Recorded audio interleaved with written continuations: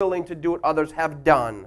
So I looked at my mentors, Brian Tracy, Og Mandino, Les Brown, Tony Robbins, Zig Ziglar, Dr. Stephen Covey. Every single one of them had successfully self-published their book. Their book became the platform from which they stood on. They used that book as a lead-generating tool, as a magnet, as an attraction to launch their speaking, their coaching, their consulting business.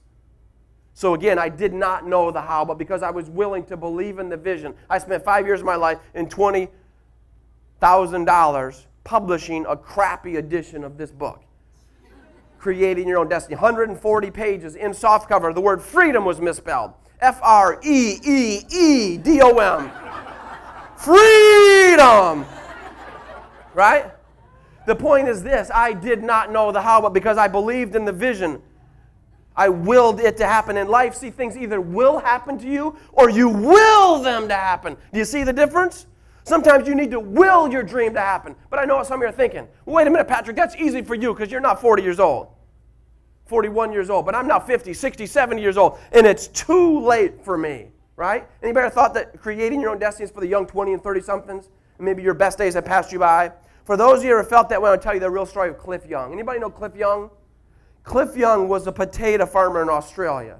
A potato farmer in Australia. And for years and years and years, when he was a young child, you could see him running all over the schoolyard. But when he was in his teenage years, his mother and father passed away. His mother and father passed away. And so he made a decision. And that decision was, ultimately, I need to take over the family potato farm. And we like our potatoes, right?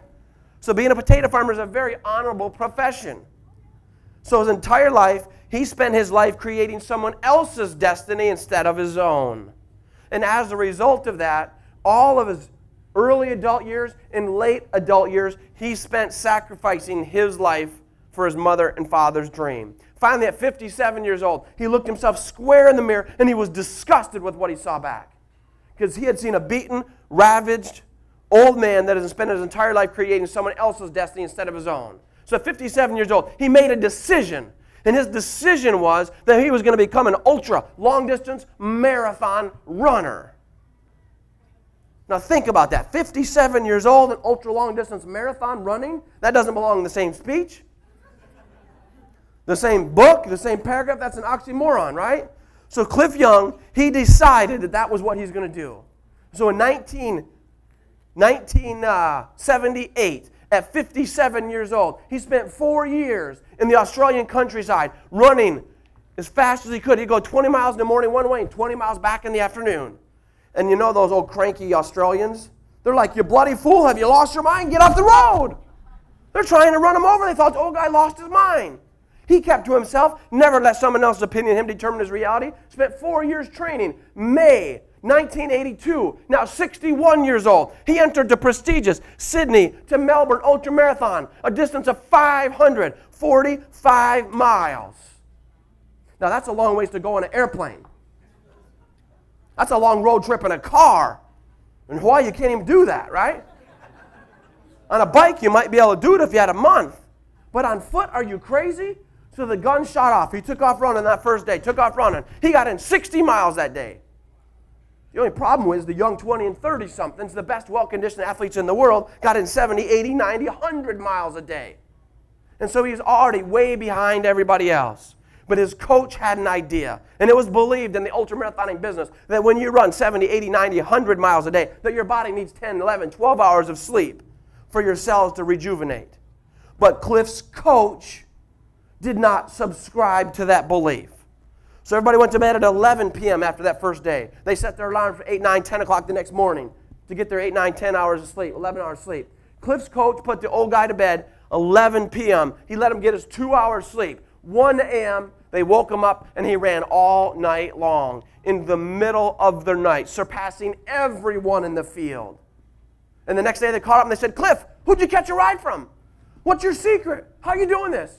He kept to himself, never let someone else's opinion of him determine his reality. They just kept on running. Day 2, went to bed at 11 a.m. 2 hours later, woke up at 1 a.m., ran all night long. Day 3, they caught him at 5 o'clock in the afternoon. They said, Cliff, tell us your secret. Did the same thing day 4. By day 5, there was no Cliff Young to be found on the course. And they were yelling and mocking and laughing, saying, oh, Cliff, I'm sure he's probably blew out a knee. I'm sure he blew out a back. I'm sure he's in an emergency room somewhere.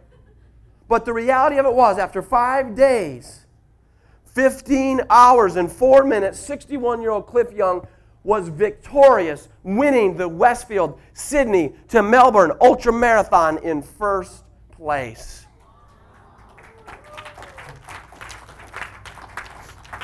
And here's a copy of his books, Cliffy's book. Here my point is this. If a 61-year-old man can win a 545-foot race, is it too late for you to achieve your destiny, your dreams, your goals, your visions? I would say I think not. It's never, never too late. So here's the deal. Again, how many of you are in sales?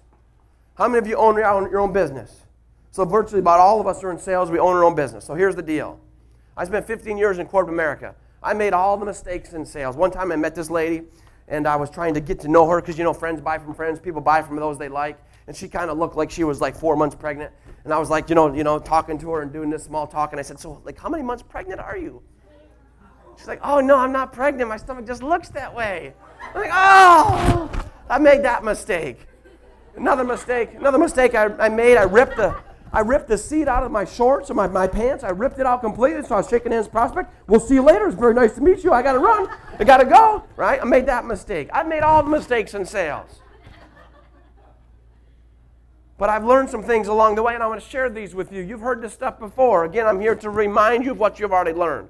So the first thing is I created the sales success formula. Friends buy from friends. People buy from those they like. So don't go out there trying to make more sales. Go out there trying to make more friends. So here's the formula. Establish trust, respect, need, and then ask them for their business. Trust plus respect plus need plus asking equals money. Mark Victor Hansen, Jack Van Canfield said it best. You must ask to get. You must ask to get. If you don't ask, somebody else will. Right? The guy up here was just doing the auction. You were asking for money. You just raised like a couple $2,000. Boom, just like that. You must ask to get. So what I want you to focus on as you're building your business, build relationships first. Establish trust and respect with your prospects. Qualify their need. And then ask them to do business with you. More times than not, they will come through. That's number one. Number two is the rule of 7. What is the rule of 7? The rule of 7 says this. Napoleon Hill, the law of success. On average, it takes 7 bits of communication between buyer and seller for a sale to transpire. I want you to remember that for the rest of your lifetime. On average, it takes 7 bits of communication between buyer and seller for sale to transpire. I remember not too long ago, about 3 years ago, I was giving a speech. This guy ran down from the back of the room afterwards and said, Patrick, I got the best products in the world. You need to buy my products. My products do everything. You got to buy my products. And I was like, excuse me? What's your name? Who are you? And I should have kept his business card. But the point of it was, he went right for the close without having trust, respect, without qualifying my need, right? He just went right for the ask. So what I would say, when you're building relationships, when you're out there prospecting, you had better make certain that you've earned the trust, the respect, you've qualified their need, and then ask him to do the business with you, right? And so I had a buddy of mine who works for the insurance business. I'm not going to tell you the name of the company he works for, but he's in the insurance business. It begins with an A and it ends in state, but I'm not going to tell you who it was, right? And this guy was so cocky, and he drove this big BMW and was talking about how much money he made and this and making all this money, working for that company that begins with an A and ends in state, and it's blue, and they do this. I'm not going to tell you who it is, right? So I started messing with him. Because here's his deal. We were friends. We had trust. We had respect. I needed car insurance, homeowner insurance, whatever else, like we all do. And oh, by the way, Joni sells some serious life insurance. You guys need life insurance, come see Joni, right? She'll take good care of you. So I said, I'm going to mess with this guy. I'm going to mess with my friend. So I decided I'm going to mess with him. So we got to be really good friends. We're in a mastermind group together. How long do you think it took for him to ask me to have my car insurance with him? Anybody think 6 months? 9 months? 12 months? Ladies and gentlemen, it was 3 years. 3 years. He said, Patrick, what's going on here? We've been friends for 3 years. When are you going to give me a chance to earn your automobile insurance? I said, when are you going to get off your butt and ask me for my business? He said, let me have your business. I'm asking you. I gave my driver's license, and here we go, right? I kept thinking, you don't need my money. You got the big BMW, the big car, the big house. You're bragging about how much money you make. Here I am, just a customer, just a client, and I think that you got all the clients that you can handle. So the point is this: if we don't ask, we don't get. ASK equals GET. So that's the rule of 7. Number 3 is the 50% rule. What is the 50% rule? I've got a mentor friend of mine by the name of Dennis Sutter. He says, I don't care what you do for a living. I don't care. All I care about is I can help you double your income. Raise your hand if anybody here wants to double your income from 2010 to 2011. The rest of you guys just want to keep the same old amount? Okay, so people in the back, you guys will double your income. You guys stay here in the front. I'm just kidding. So he's a real estate coach. I said, what's a real estate coach do?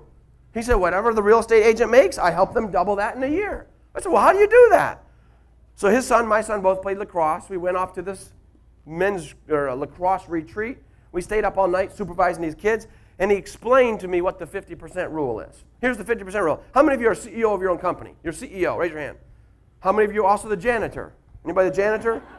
How many are VP of sales? Anybody VP of sales?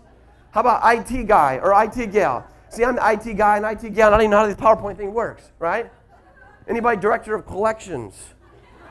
Anybody in charge of customer service? The point of it is we are the janitor, we are the CEO, we're the IT guy, we're the web guy, right? We do all of it. But what I'm telling you right now today, August 14, 2011, is that the right day I'm on? August 14th? I'm on vacation. See, I'm not working. I don't know what today is. I know it's... The only reason I showed up, Joni called me last night. I said, Joni, I'm in Sephora. Can you believe it? I'm in Sephora. My wife's got me walking around looking at perfume and makeup, right? So August 14th, you write this down. It will change your life forever, and it will give you the ability to double your income year after year after year, and eventually it will slow off. But here's the deal. The deal is I know you're the janitor. I know you're the CEO. I know you're the IT gal or girl. I know you're also the director of customer service. But what I'm telling you is the most important role that you have is your VP of sales hat. Your VP of sales is the #1 role that you have as your business. VP of sales is more important than CEO, more important than janitor, more important than the web guy, IT gal, because that's where the money's at. So here's what I want you to do. I don't want you to count the number of sales calls that you make, the number of cold calls that you make, the number of breakfast networking sessions that you go to. I don't want you to count any of those. Don't count the business cards that you collect. All I want you to do is monitor your hours. And 50% of your working hours must be spent in prospecting. So if you work a 10-hour day, what does that mean? That means 5 hours a day. That means you're prospecting for your business. Going to meetings, meeting people, phone calls, emails. 50% of your day is spent prospecting. And guess what? Being that you guys are here in Hawaii, you should probably do the 6 a.m. to 12 noon or the 7 a.m. to 11 because you're selling to the East Coast and to the West Coast. And then start doing your customer service role after lunch. So have your sales role on from 8 a.m. to 12 noon, take an hour lunch, and then all the other roles that you have put on in the afternoon. Does that make sense? If you spend 50% of your time marketing your business, prospecting for your business, the sales will come. If the sales come, guess what happens? The revenue also shows up. Can we do that? I want you guys to try that. Email me. Let me know if it works. It's worked for me. I've done it year after year. It flat out works. Okay, so here's my question. What if you don't have a financial vehicle? What if your plan A is